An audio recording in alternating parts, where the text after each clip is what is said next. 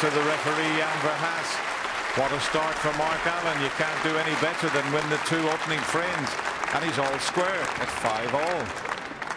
And looking very relaxed in his chair there. Meanwhile, poised at the table is Steve Davis. What have you noticed? Because Stephen was in the commentary box mentioning the difference in styles between these two players. Yes, obviously Ricky Walden's got a longer flowing cue action like a Ronnie O'Sullivan, and Mark Allen's got a much shorter delivery and a pullback as well. We're talking about the pullback before the actual hit. So here's Ricky Walden's pullback. Bridge in place, cue ball in line with the yellow, so I can put it back again.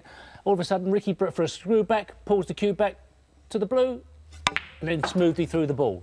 Whereas Mark Allen has a much shorter pullback. I'm going to put the balls back, put the cue ball back next to the yellow.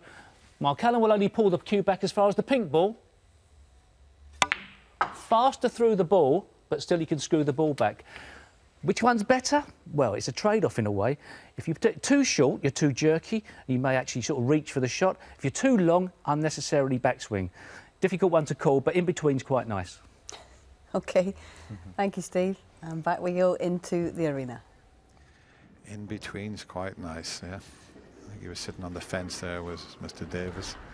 But it's all down to a personal choice, and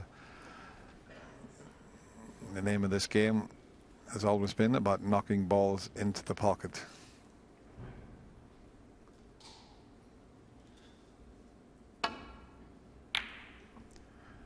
But is Ricky Walden going to get a chance to knock some balls into the pocket? Not if he keeps playing safety shots like that.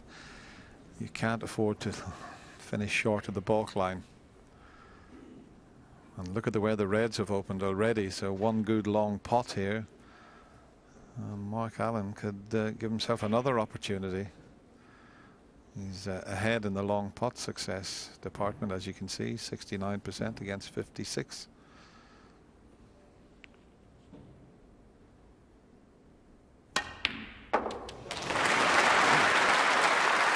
One.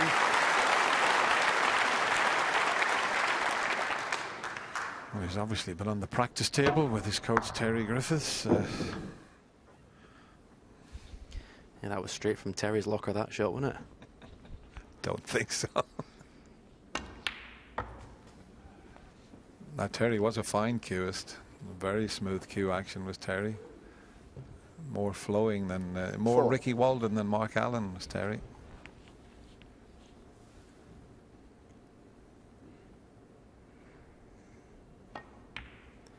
It's the first time in the first 3 frames where he's had the black and the clear early in the frame, so you can see the red above the black goes, so providing the black goes back in its spot where it is now, no problem for the next red. That's what he's just looking at, making sure the black doesn't block the red when it gets respotted.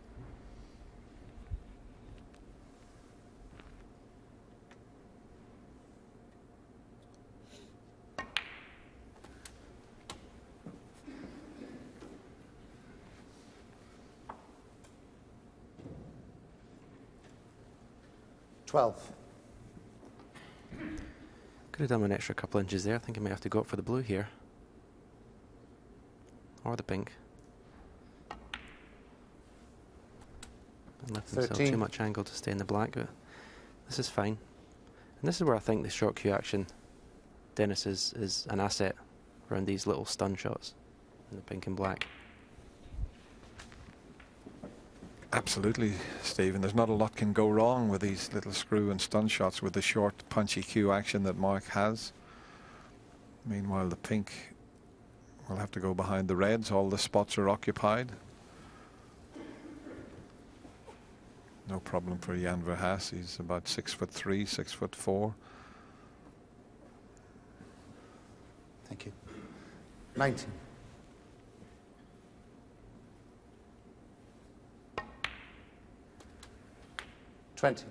Sure. Must have got a little bit of a kick there because he's having the cue ball cleaned here. Didn't detect a bad contact there, but Mark would have known.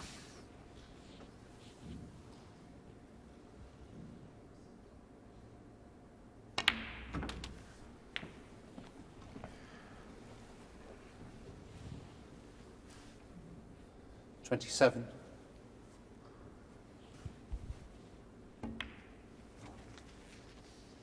28. If he's going to split the pack from the black, he would rather do it by putting the black in the right-hand corner, because it means he could hit the pink half ball and split the reds. If he splits the pack from the right-hand side, he's a good chance of sticking on the pink. You can always split the pack from the blue, but there's two reds that might be close to a 35. plant to the right corner, so the blue might be tricky for splitting the pack.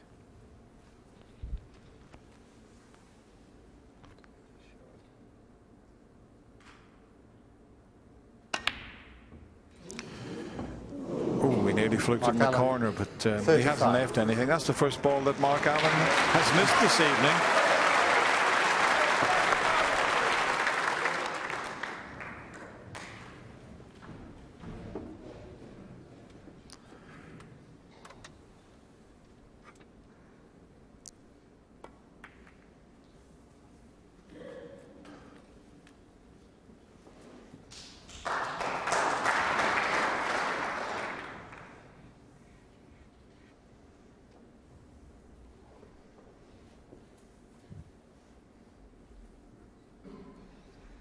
He hasn't covered that red that's just to the right of the bunch, but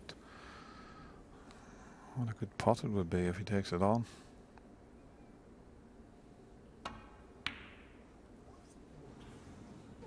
It's the only red he could leave, and it's gone safe, so no problem.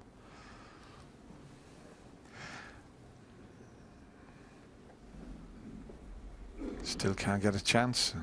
Look at that, coming up to 37.5 minutes since he's potted a ball.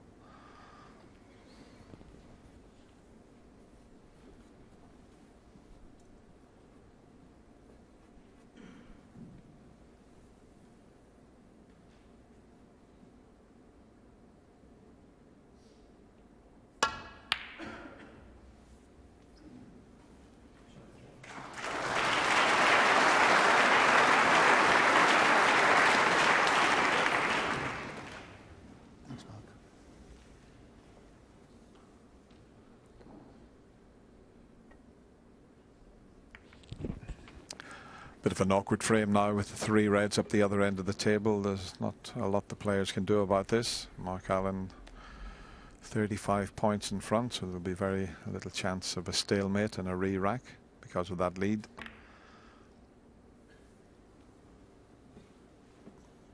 As he left another tempter for Mark Allen into the left middle.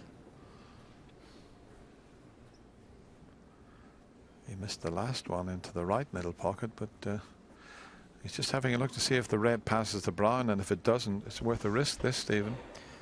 Yeah, a little bit careless by Ricky. Those shots, you're always trying to get the white as tight to the cushion as possible. And this is now a very makeable red.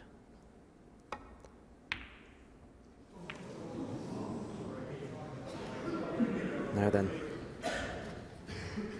first chance of the night for Ricky.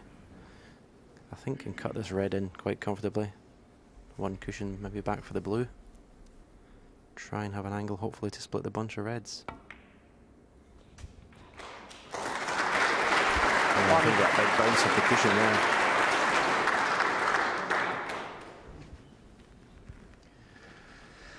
That's what he was attempting, Stephen, to leave an angle to go into the reds. Change of plan now, but that red that's between the yellow and brown may not be available into either corner pocket, so let's see which one he can play for. Oh, well, the top of the two reds will go in the corner. 6. But you wouldn't call these gimmies along these cushions. And he's almost tight on the cushion with the cue ball. A little bit awkward to bridge.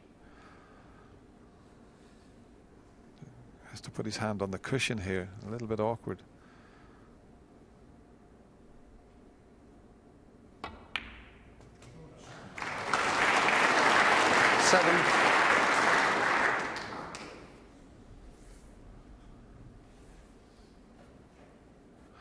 Not a good enough angle to go into the bunch from the brown.